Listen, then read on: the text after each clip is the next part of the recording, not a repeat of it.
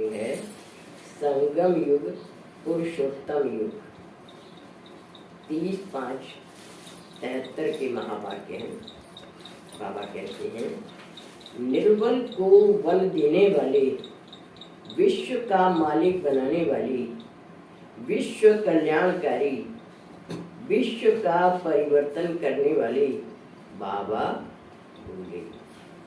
आज बाबा की विशेषता बताइए कि निर्बल को बल देने वाले, विश्व का मालिक बनाने वाले, विश्व कल्याणकारी, विश्व का परिवर्तन करने वाले बाबा बोले। सभी अपने को पांडव सेना की महावीर व महावीरनिया समझते हो। महावीर अर्थात अपने को शक्तिशाली समझते हो। महावीर भी क्या, विशेष रूप से शक्तिशाली। कोई निर्बल आत्मा सामने आए तो क्या निर्बल को बल देने वाले बने हो, या अभी तक स्वयं में ही बल भरते जा रहे हो? दाता हो या लेने वाले बने हो? दाता का काम देने का, और लेने वाला लेता है। तो बाबा कह रहे हैं कि अभी तक परमात्मा से ले ही रहे हो या दूसरों को देते भी हो। सर्व शक्तियों का वर्षा प्राप्त कर चुके हो या अभी प्राप्त करना है? अभी तक प्राप्ति करने का समय है या कराने का समय है? महान बनने के लिए मेहनत लेने का समय है या बाप से ली हुई सेवा का रिटर्न करने का समय है? बाबा बच्चों को उनके कर्तव्य की याद दिला रहे हैं कि शुरू में बच्चे पालना लेते हैं, बड़े हो जाते हैं तो छोटे भाई बहनों की पालना करने वाले बन जाते हैं। तो ऐसे ही बाबा पूछ रहे हैं हम बच्चों से कि आप अभी तक लेने वाले बने हो या न्यू कमर्स, नए आने वाले बच्चों की पालना करने वाले बने हो? अभी तक प्राप्ति करने का समय है या कराने का समय है? महान बनने के लिए मेहनत लेने का समय है या बाप से ली हुई सेवा का रिटर्न करने का समय है? अगर अंत तक किसी भी द्वारा किसी भी प्रकार की सेवा लेते रहेंगे तो सेवा का रिटर्न क्या भविष्य में करेंगे? बाबा कह रहे हैं कि अगर अभी तक आप सेवा लेते रहेंगे बाबा से और रिटर्न नहीं करेंगे तो फिर कब करेंगे? भविष्य में करेंगे क्या? भविष्य में तो हमें प्रारब्ध पानी है। यहाँ हम जो कर रहे हैं उसका फल हमें पाना है। भविष्य में प्रारब्ध भोगने का समय है या रिटर्न देने का समय है। ये सभी बातें बुद्धि में रखते हुए अपने आप को चेक करो कि हमारा अंतिम पार्ट व भविष्य क्या होगा।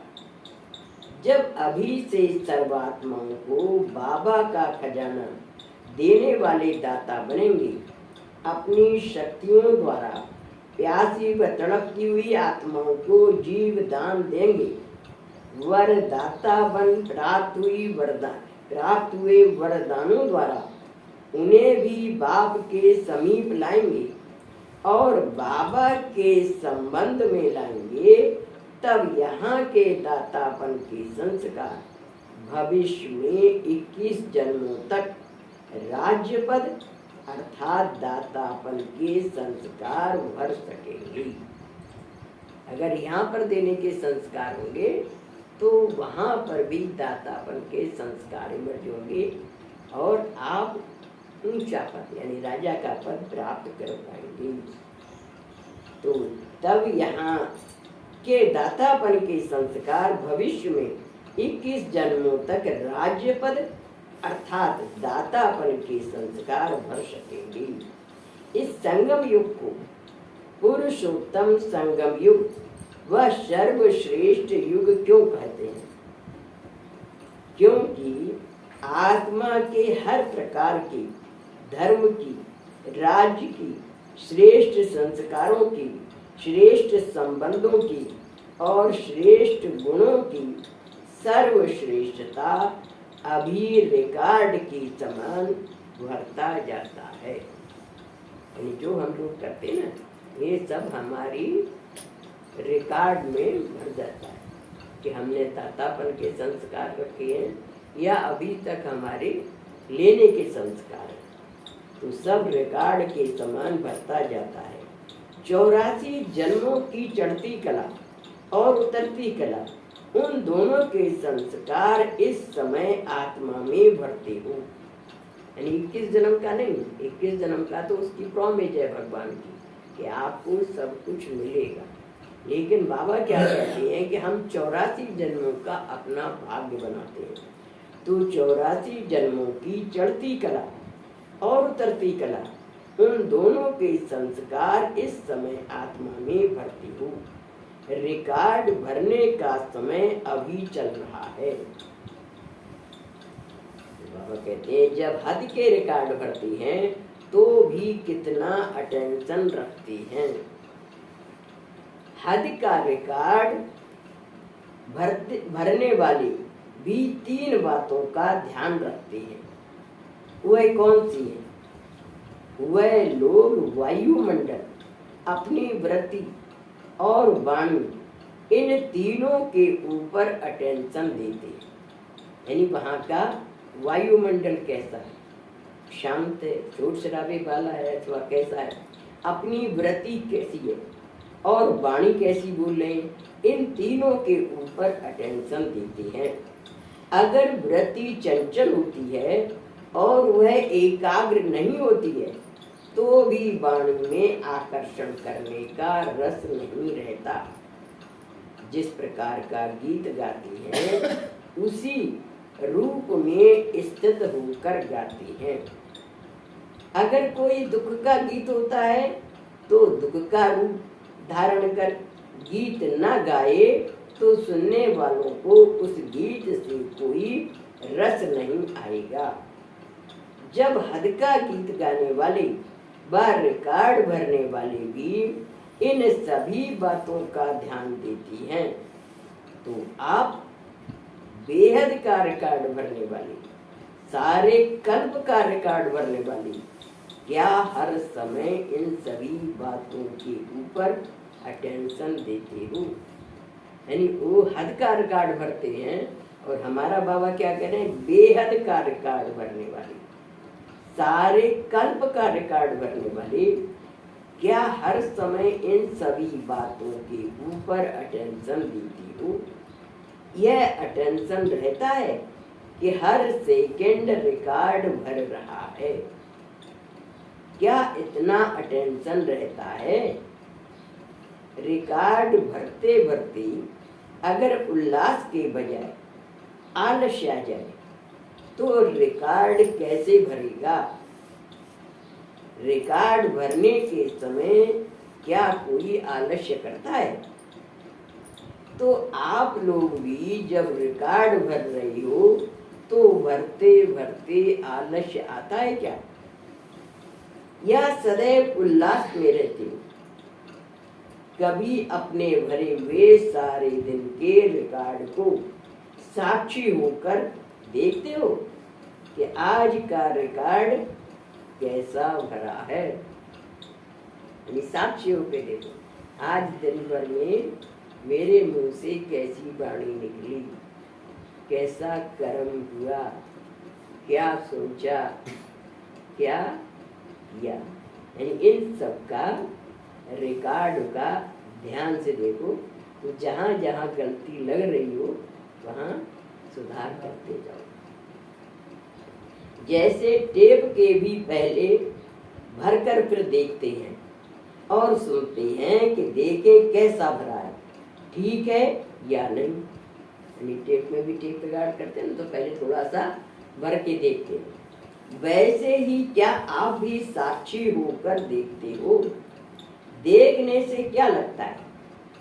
अपने आप को जचता है कि ठीक भरा है, या अपने आप को देखते हुए सोचते हो कि इससे इससे अच्छा भरना चाहिए, यानी इससे अच्छा भी भरा जा सकता है। रिजल्ट तो देखते हो ना, जो समझते हैं कि सदैव अपने आप को साक्षी होकर रोज चेक करते हैं कि कभी भी चेक करना मिस नहीं होता है, वह हाथ उठाओ।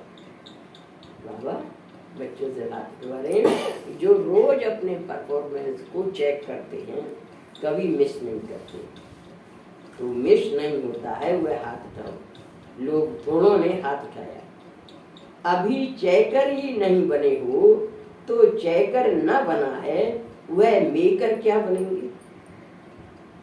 यानी जब हम अपने आप को चेक करेंगे और चेक करेंगे तब मालूम पड़ेगा कि हमारे अंदर ये डिफेक्ट रहा, तो हम दूसरे दिन उसको सुधार करेंगे।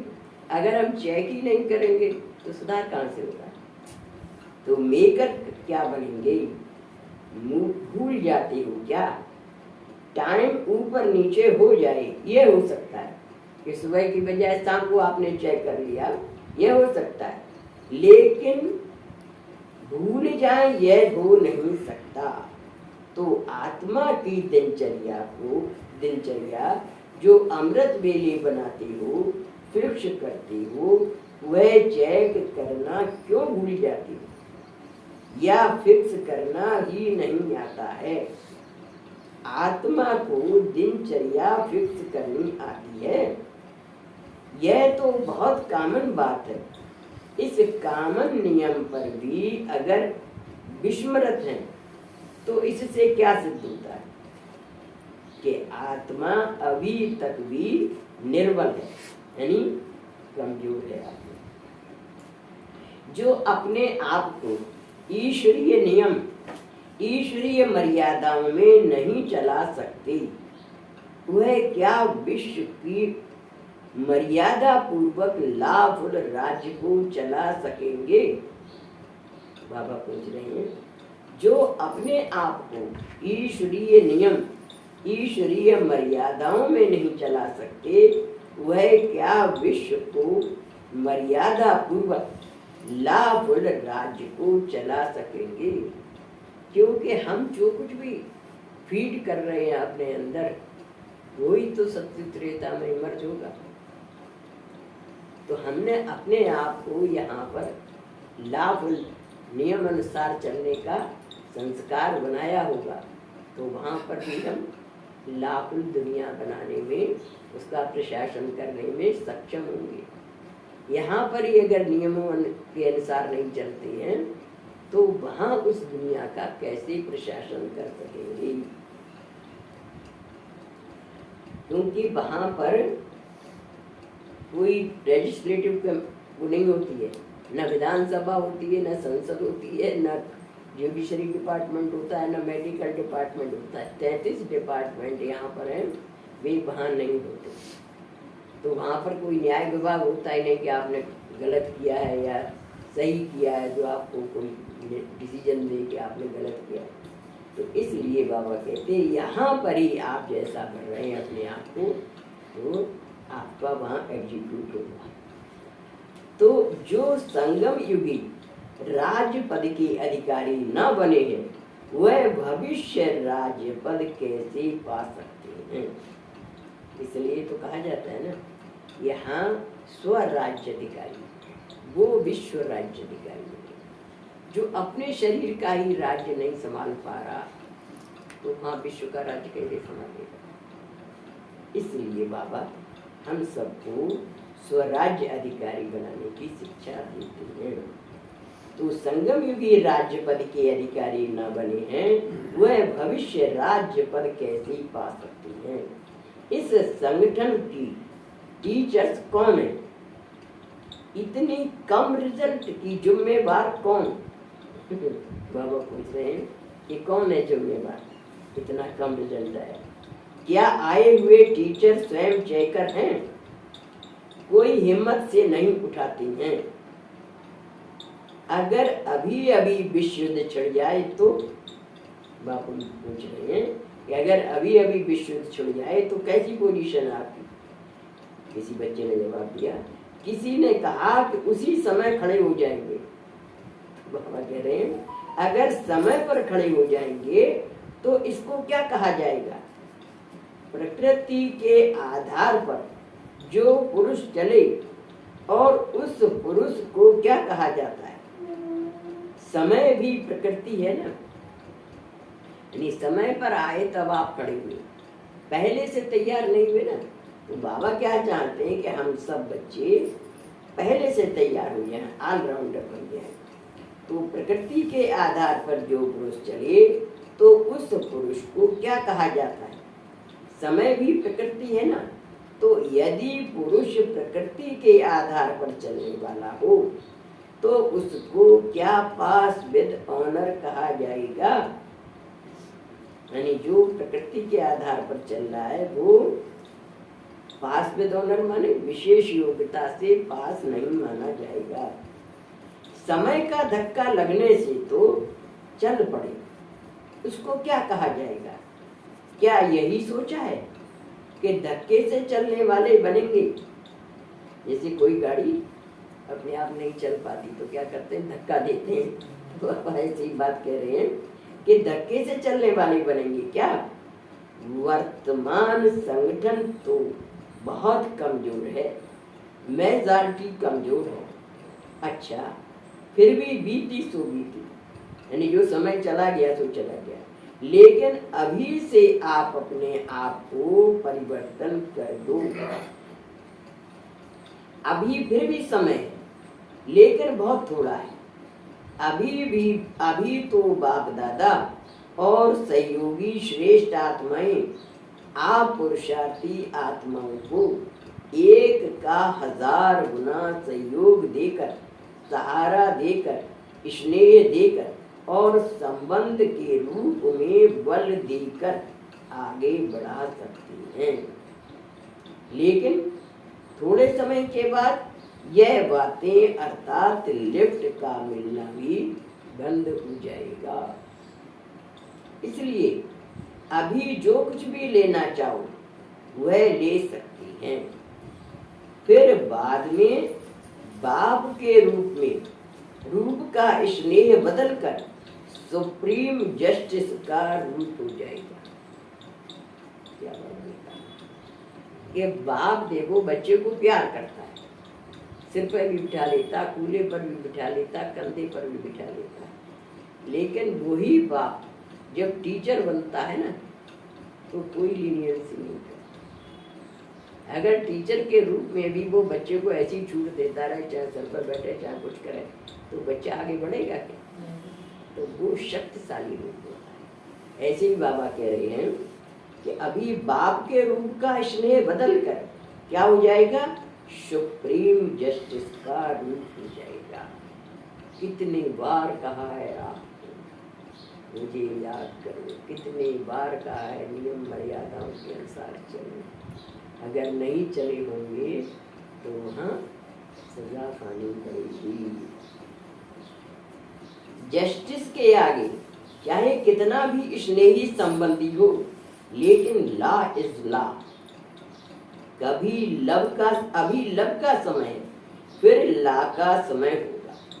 यानी जो न्यायाधीश होता है, अगर उसके बच्चे ने भी अपराध किया है तो वो दूसरों को जैसे सजा देता है वैसे ही अपने बच्चे को भी सजा देता है, क्योंकि तभी तो न्यायाधीश कहलाएगा। अगर अपने बच्चों को सजा न दे, दूसरों को सजा दे तो क्या कहेंगे? ये तो पक्षपाती हो गया। तो ऐसे ही भगवान कह रहे हैं कि जब जस्टिस के रूप में भगवान बैठेगा तो क्या करना पड़ेगा? मुझे आप लोगों को सजा देनी पड़ेगी। तो बाप अपने बच्चों को सजा दे, ये बाप को भी अच्छा नहीं लगता और बच्चों को भी अच्छा नहीं लगेगा। इसलिए बाबा कह रहे हैं अभी से अपने आप को तैयार करो। जस्टिस के आगे चाहे कितना भी स्नेही संबंधी हो, लेकिन लॉ इज लॉ। अभी लव का समय है, फिर लॉ का समय होगा। फिर उस समय लिफ्ट नहीं मिल सकेगी। अभी है प्राप्ति का समय, फिर थोड़े समय के बाद प्राप्ति का समय बदलकर पश्चाताप का समय आएगा। तो क्या उस समय जागेंगे? बाबा कह रहे हैं उस समय जागेंगे जब पश्चाताप का समय है। बाप दादा फिर भी सभी बच्चों को कहेंगे कि थोड़े समय में बहुत समय की प्रारब्ध बना लो। समय के इंतजार में अलबेले ना बनो कि अंतिम समय में हम तैयार हो जाएंगे, ऐसे अलबेले नहीं बनो। सदैव ये स्मृति में रखो कि हमारा हर कर्म 84 जन्मों के रिकॉर्ड भरने का आधार है। हम इस समय जो कर रहे हैं उसका फल हमको अगले 84 जन्मों में मिलने वाला है। तो 84 जन्मों के रिकॉर्ड भरने का आधार है। अपनी वृत्ति, अपने वायुमंडल और अपनी वाणी को यथार्थ रूप में सेट करो। जैसे वे लोग भी वातावरण को बनाते हैं, ऐसे आप लोग भी अपने वातावरण को अपनी अंतर्मुखता की शक्ति से श्रेष्ठ बनाओ। यानी जो वातावरण है उसको अंतर्मुखता की शक्ति से श्रेष्ठ बनाओ। वृत्ति को श्रेष्ठ और वाणी को भी राजयुक्त और युक्त युक्त बनाओ, तब ही यह रिजल्ट बदल सकेगी। बदलना तो है ना, बाबा कह रहे हैं बदलना तो है ना। क्या ऐसे ही मंजूर है? बच्चों कह रहे हैं क्या ऐसे ही मंजूर है? चैलेंज तो बहुत बड़ी करते हो कि हम 5 तत्वों को भी बदलेंगे, तो बिना चय करके मेकर कैसे बनेंगे? यानी अपने शरीर की देखो, हमारे शरीर में भी 5 तत्व, 10 इंद्रियां, मन, बुद्धि, संस्कार, ये 18 चीजें। कौन सी चीज मेरे कंट्रोल में नहीं है, उस चीज के लिए विशेष रूप से योगदान है। क्योंकि हमें तो पहले अपने शरीर का राजा बनना है ना। जो यहाँ शरीर का राजा बनेगा वो विश्व का राजा बनेगा। जब हमारे शरीर की इंद्रियां किटपिट कर रही हैं या कोई तत्व हमें परेशान कर रहा है, तो हम राजा कहाँ बने? इसलिए बाबा हम बच्चों को कहते हैं कि अपने आप को चेंज करो। क्या चैलेंज तो बहुत बड़ी करते हो कि हम 5 तत्वों को भी बदलेंगे, तो बिना चय करके मेकर कैसे बनेंगे? अभी से कंप्लेंट कंप्लीट हो जानी चाहिए। कंप्लेंट माने जो शिकायतें, वो शिकायतें खत्म होनी चाहिए। कंप्लीट माने पूर्ण हो जानी चाहिए। जो समझते हैं कि अभी से यह कमजोरी छूट फिर अंत तक कभी भी यह ना रहेगी, वह हाथ उठाओ। बाबा बच्चों से पूछ रहे हैं कि ऐसा जिनको दृढ़ निश्चय है कि अभी ये कमजोरी खत्म हो जाएगी, फिर कभी भी नहीं आएगी, वह हाथ उठाओ। इसकी जिम्मेवारी किस पर? तो कोई ने कहा दीदी पर, कोई ने कहा बाप दादा पर। तो बाप दादा कह रहे हैं बाप दादा करेंगे तो बाप दादा पाएंगे। करने के समय पर बाप दादा और पाने के समय हम पाए और करने के समय बाप दादा करें। भविष्य पद पाने का त्याग करो तो फिर करने का भी त्याग करो। यानी भविष्य में हमें नहीं पाने की इच्छा है, तब आप त्याग करो भविष्य पद पाने का, तो अभी करने का भी त्याग करो। बाप दादा तो आते ही नहीं है सत्य त्रेता में, तो बाप दादा क्यों करेगा? जो करेगा सो पाएगा, लेकिन वह कर नहीं सकती। अब कह रहे हैं कि भविष्य पद के प्राप्ति का त्याग कर नहीं सकते, क्योंकि मुक्ति धाम के हो ही नहीं। क्या कहा कि मुक्ति धाम में रहने वाले हम नहीं हैं, हमें तो परम धाम जाकर धरती पर फिर आना है। वो तो द्वापर युग की आत्माएं हैं जो वहाँ 2500 वर्ष रेस्ट करेंगी, रुकेंगी। कलयुग वाली आत्माएं रुकेंगी, लेकिन सतयुग त्रेता वाली आत्माएं तो थोड़े दिन ही रुकेंगी, और कोई कोई तो ऐसी होंगी जाएंगी और लौट के फौरन आएंगी धरती पर। जो पहली सीढ़ी पर आने वाली आत्माएं हैं वे तो खाली हाथ लगा के परम धाम में छूकर फौरन आएंगे, क्योंकि पाठ बजाना है उन्हें सत्युग में। तो बाबा कह रहे हैं कि मुख्य धाम के हो ही नहीं, हर एक को अपनी जिम्मेवारी आप उठानी है। अगर यह सोचेंगे कि दीदी दादी व टीचर जिम्मेवार है, तो इससे सिद्ध होता है कि आपको भविष्य में उनकी ही प्रजा बनना है। अगर उनको जिम्मेवार बनाते हो तो आप उनके फिर दास दासी बनेंगे, प्रजा में आ जाएंगे। राजा नहीं बनना है, यह भी अधीन रहने का संस्कार हुआ ना। जो अधीन रहने वाला है वह अधिकारी नहीं बन सकता, विश्व का राज्यभार नहीं ले पाता। इसलिए स्वयं के जिम्मेवार फिर सारे विश्व की जिम्मेवारी लेने वाले विश्व महाराजन बन सकती हैं। इसलिए क्या है, यहाँ पर जैसे कहावत है ना, as you sow so you will reap, जैसा बोगे वैसा काटोगे। तो यहाँ पर हम फसल बोने का काम कर रहे हैं और सत्युग त्रेता में हम वैसा ही पाएंगे। तो इसलिए स्वयं के जिम्मेवार फिर सारे विश्व की जिम्मेवारी लेने वाले विश्व महाराजन बन सकते हैं। विश्व कल्याणकारी बाप की संतान होकर और अपना कल्याण नहीं कर सकते हो। कितनी देखो डांट भी है और प्यार भी है। बाबा क्या कह रहे हैं, विश्व कल्याणकारी बाप की संतान होकर अपना कल्याण नहीं कर सकते। करना चाहिए ना हम बच्चों को।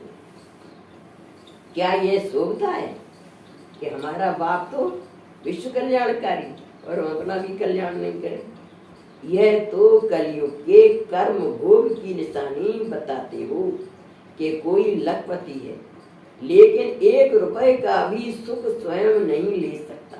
कलयुग में है ना, कोई बहुत पैसे वाले हैं लेकिन सुख नहीं उठा पाते, कंजूस नहीं हुए जी।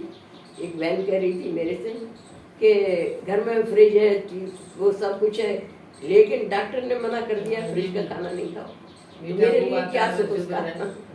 तो ऐसे ही अगर लखपति करोड़पति हैं भी और डॉक्टर ने मना कर दिया कि आप इनको सेवन नहीं करो, तो क्या फायदा? बिस्तर पलंग है, जमीन पे सोना है, कमर में दर्द है।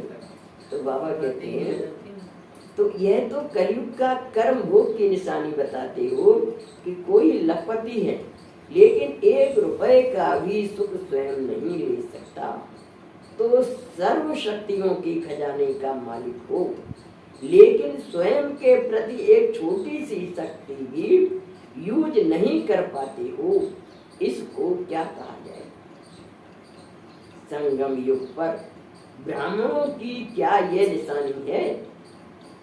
अभी संगम युगी हो या एक पांव कलयुग में रख दिया है कि कहीं संगम युग पर ना टिक सकेंगे तो कहाँ चले जाएंगे?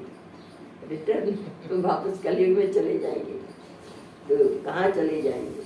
संगम युग की यह निशानी नहीं है। इसलिए अभी से तीव्र पुरुषार्थी बन दृढ़ संकल्प लो कि करना ही है और बनना ही है, करेंगे और प्लान बनाएंगे। इसको ही तीव्र पुरुषार्थी कहा जाता है। यानी जिनके मन में फर्म डिटर्मिनेशन है, पक्का निश्चय है, दृढ़ संकल्प है कि हम बनेंगे ही, करके ही दिखाएंगे, वो ही आत्माएं तीव्र पुरुषार्थी कही जाती है। क्या प्लान बनाएंगे? क्या बना हुआ नहीं है? त्रिकालदर्शी को तो प्लान बनाने में समय नहीं लगेगा, क्योंकि उसको तो तीनों ही काल स्पष्ट हैं। सभी कार्य सेकंड में हो, ऐसा तीव्र गति अपनी बनाओ। तीव्र गति वाले ही सदगति को पाएंगे। अच्छा, ऐसे उम्मीदवार बाप दादा के श्रेष्ठ संकल्प को साकार करने वाली, हर संकल्प कर्म और बोल को चेक करने वाली, हर सेकंड में, हर संकल्प में स्वयं का कल्याण और विश्व का कल्याण करने वाली विश्व कल्याणकारी विश्व परिवर्तक आत्माओं को बाप दादा का याद प्यार और नमस्ते। ऐसा श्रेष्ठ बनाने वाले बाप दादा को हम रूहानी बच्चों का याद प्यार, गुड मॉर्निंग, नमस्ते नमस्ते नमस्ते। हम सब हंसते और जाने पर हंसते। अब इस वाणी का सार है, पहला पॉइंट है, अभी जो समय चल रहा है वो रिकॉर्ड भरने का है। रिकॉर्ड भरते समय विशेष 3 बातों पर अटेंशन दिया जाता है, वातावरण, वृत्ति और वाणी। मैंने माउंट आबू में जहाँ रिकॉर्ड होता है वो कमरा देखा। वो कमरा जो पांडव ओम शांति भवन है उसके नीचे कमरे के अंदर कमरा है। उस कमरे में जाते हैं, कमरे के अंदर कमरा है, रिकॉर्डिंग होती है। हाँ, रिकॉर्डिंग होती है। बहुत साइलेंस, कोई दूसरे की आवाज नहीं सुनाई, वाटर एयर प्रूफ। तो ऐसे करके मतलब वहाँ पर कोई दूसरा डिस्टरबेंस नहीं करने वाला। तो ऐसे ही बाबा कह रहे हैं कि आपका भी रिकॉर्ड भरने का, तो रिकॉर्ड भरते समय विशेष 3 बातों का अटेंशन दिया जाता है, वातावरण, वृत्ति और वाणी। जब अधिकार रिकॉर्ड भरने वाले की इतना अटेंशन रखते हैं तो हमको भी बहुत ध्यान रखना चाहिए। वातावरण को अपनी अंतर्मुखता की शक्ति से श्रेष्ठ बनाओ, वृत्ति को श्रेष्ठ और वाणी को भी राजयुक्त एवं युक्त युक्त बनाओ। ऐसा करने से ही रिजल्ट बदल सकता है। दूसरा पॉइंट है, स्वयं का स्वयं चेकर बन कर हर रोज ये चेक करो कि जो मेरा रिकॉर्ड भर गया है क्या वह ठीक है या नहीं, अपने आप को जचता है या नहीं, क्योंकि चेकर ही मेकर बन सकता है। चेक करेंगे तभी हम अपना करेक्शन कर सकते हैं, मेकर बन सकता है। यदि इस कॉमन नियम पर अभी तक भी विस्मृत हैं, यानी इस नियम को अभी तक भूले हुए हैं, तो सिद्ध है कि आत्मा अभी तक निर्बल है, कमजोर है। ओम शांति।